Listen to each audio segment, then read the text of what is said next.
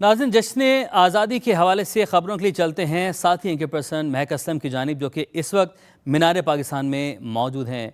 जी महक, आप मीनार पाकिस्तान में मौजूद हैं, वो तारीखी मकाम है जहाँ पर आप मौजूद हैं। Over to you. अस्सलाम वालेकुम पाकिस्तान, मैं हूँ महक असलम। ये है आज़ादी का समा, आपका समा। नाजरीन, उल्टी गिनती अपने हतमी मराहिल में दाखिल हो रही है और आज 10 अगस्त है, तो ये याद रखना है कि सिर्फ 4 दिन के बाद हम अपनी आजादी का जश्न भरपूर तरीके से मनाएंगे। वैसे तो समय 1 अगस्त से ही आजादी के जश्न की तैयारियां दिखा भी रहा है, बता भी रहा है और तारीख भी हम आपको रिवाइज करवा रहे हैं। तो जरा याद करते हैं कि 10 अगस्त 1947 को क्या हुआ था। ये वो चमकता दिन था जब एक आजाद कौम एक ऐसे सफर पर रवाना हो रही थी जिस सफर ने उसको जमहूरियत सिखाई, कवानीन बताए। कराची में पहला आइन साज असेंबली इजलास हुआ। पार्लिमानी मुसलमानों का ये सफर जारी और सारी था।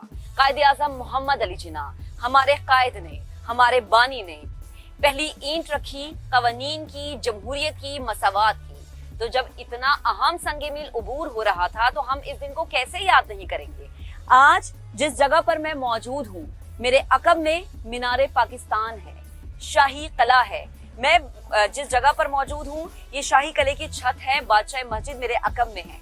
तारीख, सकाफत, रवायात बार बार हम इसीलिए याद करते हैं कि हमें याद रहे कि जो धरती है, ये धरती माँ जो है जिसका नाम पाकिस्तान है, ये हमारे शोहदा की अमानत है।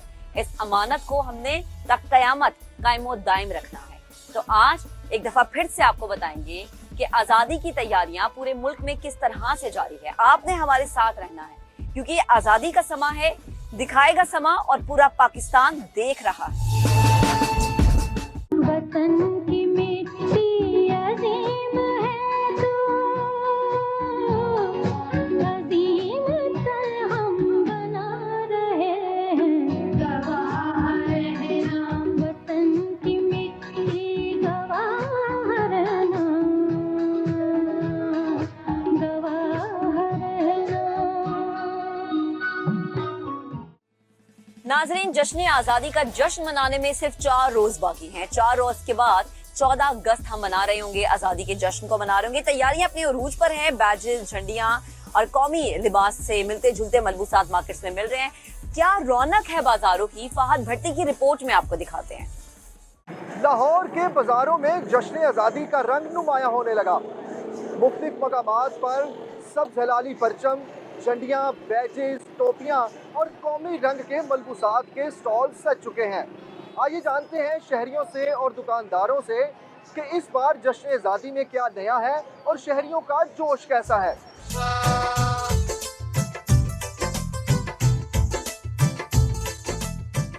बच्चों की टी शर्टें ली हैं, बैंड लिए हैं, इनके फ्लैग लिए हैं इनके। जश्न आज़ादी मनाना भी हमारा हक है और हम यहाँ पे उसकी खरीदारी के लिए आए हैं। अभी तक हमने झंडे और जैसा कि बाजे, जो हर बच्चा बाजा बजाता है, बाजे के बगैर तो जश्न आज़ादी हमारी जो है बिल्कुल नामुकम्मल होती है। पापा के लिए बैंड खरीदे, झंडियाँ खरीदी हैं, अभी बाजे लेने हैं। छोटे बच्चे, उनका शौक होता है कि हम 14 अगस्त जोशो खरोश से मनाएं। यही खुशी होती है कि इस दिन हम आज़ाद हुए थे। बच्चों को पता होना चाहिए और इस दिन की हम खुशी मनाते हैं। मैं 14 अगस्त की शॉपिंग करने आई हूँ। बैंड भी खरीदूंगी, चूड़ी भी खरीदूंगी, सब कुछ खरीदूंगी। फ्लैग लेने आए हैं, बाजे लेने आए हैं, झंडियाँ लेने आए हैं, टोपियाँ लेने आए हैं और एनके लेने आए हैं। बढ़ती हुई महंगाई के बावजूद लोगों का जो जज्बा है वो बहुत ज्यादा है। ये बच्चों के लिए 14 अगस्त के लिए और पाकिस्तान की मोहब्बत के लिए लगाया हुआ हमने।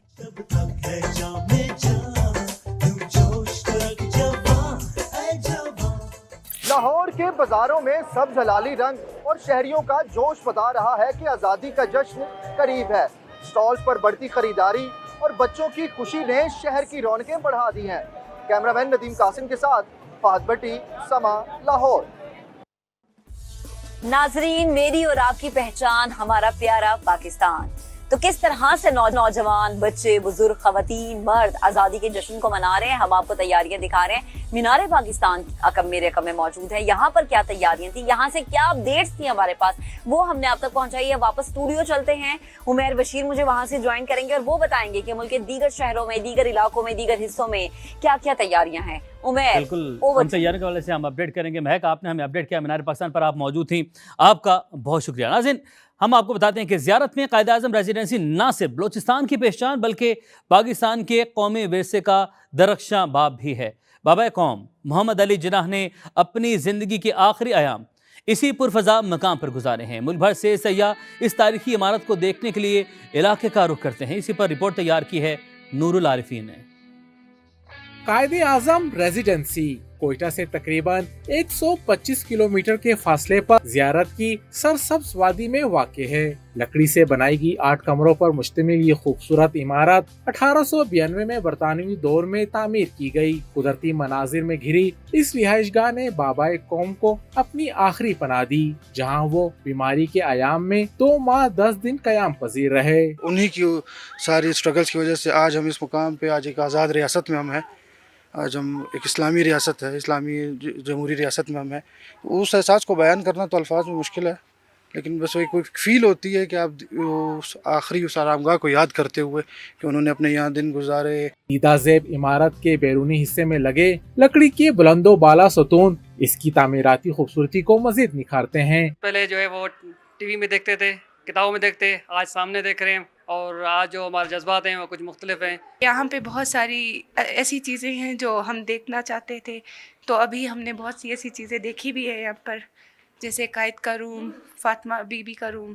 कायदे आजम रेजिडेंसी को कौमी विरसा करार देकर अजायब घर में तब्दील कर दिया गया है, जहां अब कायद की जेर इस्तेमाल अशिया, तस्वीर और तारीखी लम्हात को महफूज रखा गया है। बाबा कौम जब शदीद अलील हुए तो उनकी बहन फातिमा जिन्ना भी इसी रिहाइशगाह में उनके साथ कयाम पजीर थीं। कैमरामैन शहजाद अनवर के साथ नूरुल आरिफीन, समा ज़ियारत। बात करेंगे मीर रज़ा केस की। मीर रज़ा के लवाहिकीन का नई तहकीकाती टीम की तश्कील का खैर मकदम। वकील जिब्रान नासिर कहते हैं फिलहाल जुडिशल कमीशन या जुडिशल इंक्वायरी की ज़रूरत नहीं। अगर नई तहकीकाती टीम नाकाम हुई तो अदालत से रुजू करेंगे। सिंध हाई कोर्ट के चीफ जस्टिस को खत लिखकर मौक़िफ़ से आगाह कर दिया। जिब्रान नासिर का DNA और दीगर फोरेंसिक नमूनों के लैब ना पहुँचने की इतलात पर तशवीश का इजहार। बोले फोरेंसिक नमूनों के तहफ़्फ़ुज़ में गफलत साबित हुई तो संगीन नताइज बरामद हो सकते हैं। पहली बार हुआ है ये खानदान के साथ इन 11 दिनों के अंदर कि सिर्फ इनको सुना है। पहले तो 11 दिन ये हो रहा था, अरे अरे अरे बीबी आप कहाँ जा रही हैं, आपका बेटा खुदकुशी करने चला गया। हमारे मुंह में अल्फाज डाले जा रहे थे, हमारी सोच के जाविये तब्दील किए जा रहे थे। हमें एक ओपन माइंड के साथ एक पॉजिटिव माहौल के अंदर कम से कम सुना गया और जो कुछ हमारे पास बताने को था, जिन जिन चीज़ों पे शक है वो सब हमने उनको बता दिया। और अब ऑफ कोर्स आने वाले 3 से 4 दिन बताएंगे कि जो 2.5 घंटे आज बैठ के हमने पुलिस को इन्फॉर्मेशन दी है और जो सवालात पुलिस के सामने रखे हैं वो अगले 3 से 4 दिन में क्या उनका कोई जवाब ले पाते हैं, ले आते कि नहीं ले आते। उसके बाद हम बेहतर पोजीशन में होंगे बताने के लिए कि हम पुलिस की कारकर्दगी से कितना भरोसा रखते हैं और कितने सेटिस्फाइड हैं। अभी हम नहीं समझते किसी जुडिशियल इंक्वायरी या कमीशन की जरूरत है। कमीशन की रिपोर्ट कितनी तफसीली क्यों ना हो, उसकी एविडेंशियरी वैल्यू ऐसी ट्रायल में नहीं होती। अदलिया पे मुकम्मल एतमाद है। अगर ये इन्वेस्टिगेशन टीम भी कल फेल होती है और हमें मायूस करती है तो हम अदालत से खुद रुजू करेंगे। अगर कोई नमूने कल लिए गए और वो फोरेंसिक लैब नहीं पहुंच सके तो वो नमूने हैंड ओवर किए थे जो पिछले आईओ थे केस के, शबीर लगारी साहब और उनकी इन्वेस्टिगेशन टीम को। ये उस बात का जवाब वो देंगे कि नमूने उन्होंने बर वक्त क्यों नहीं पहुंचाए और अगर कहीं रखे हैं तो किसी टेम्परेचर कोल्ड जगह पे रखे हुए हैं या उनको जाया होने के लिए रखा हुआ है। प्लीज नोट, इस तरह की किसी भी किस्म का लाउबालीपना, कोई गफलत, कोई मैलिशियसनेस नजर आई, we will go after their careers, have no doubt about it. अब आपको बताते हैं कि समा गेस्ट हाउस के अंदर जा पहुंचा। खुसूसी मनाजिर से समा की स्क्रीन पर पुलिस की जानिब से इमारत पर ताले लगाए गए।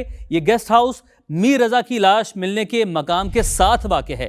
पुलिस ने 6 मुलाजमिन को भी हिरासत में लिया है। मज़ीद जानते हैं, लियाकत अली राना हमारे साथ मौजूद हैं। लियाकत, आप वहाँ पर मौजूद हैं, दिखाइएगा क्या मंजर है यहाँ का। जी, हम इस वक्त गुलिस्तान जौहर के उस गेस्ट हाउस के बाहर मौजूद हैं जहां पुलिस ने मीर रज़ा अली कत्ल केस के हवाले से छापा मारते हुए 6 मुलजमान को गिरफ्तार किया। आए हम आपको अंदर से ये गेस्ट हाउस दिखाते हैं। इस गेस्ट हाउस में ये देखें, ये कमरा है जहां इस वक्त अंधेरा है कमरों में।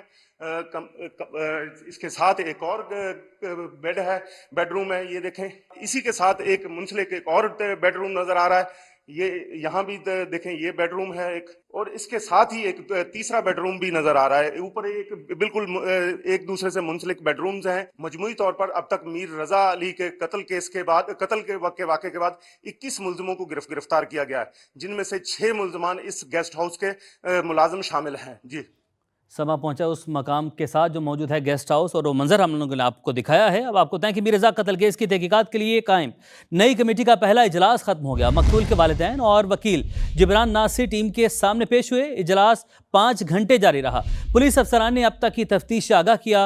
मजीद जानते हैं DIG crime and investigation office के बाहर मौजूद है समा के नुमाइंदे खुर्शीद आलम से। खुर्शीद, बताइएगा।